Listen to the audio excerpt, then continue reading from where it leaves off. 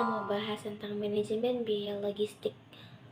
Nah, sebelum kita mulai belajar tentang manajemen biaya logistik, coba kamu bayangin kalau kamu kirim barang tapi yang sampai malah surat cinta dari mantan. Damn! Nah, itu tandanya manajemen logistiknya kacau. Jadi, hari ini kita akan belajar tentang bagaimana barang gak cuma sampai tepat waktu tapi juga tepat sasaran. Ada yang tahu nggak manajemen biaya logistik itu apa?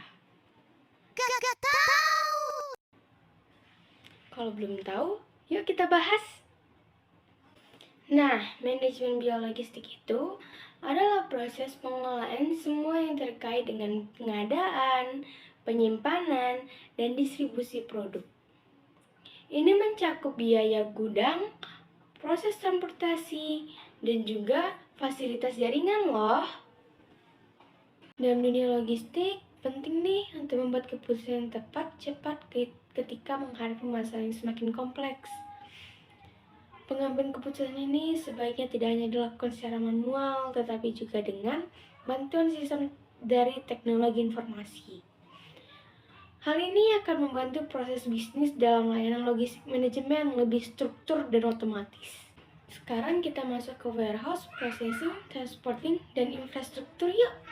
Apa sih yang dimaksud dengan ketiga itu? Mari dengerin penjelasannya.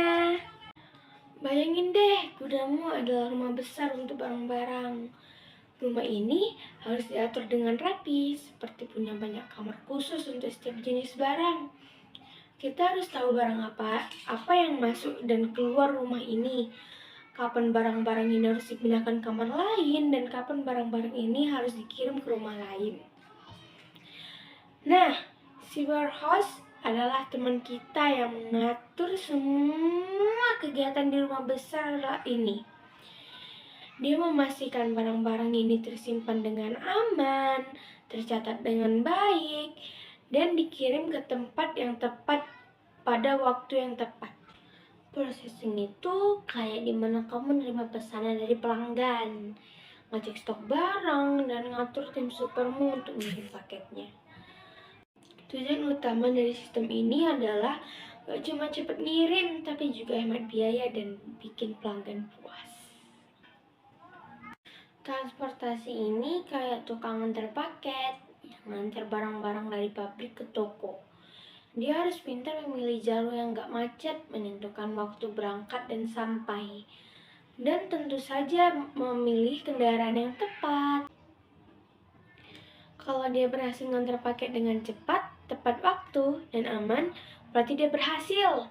Tapi keberhasilan dia diukur dari kecepatan, biaya, dan konsistensi kita tahu.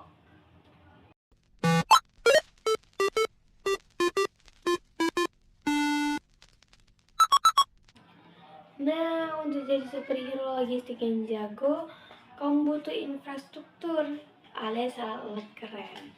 Misalnya, kamu butuh jaringan yang menghubungkan tempat kamu berangkat ke tujuan. Terus, kamu juga butuh kendaraan-kendaraan yang super cepat, yang bisa terbang, meluncur, atau bahkan menembus waktu.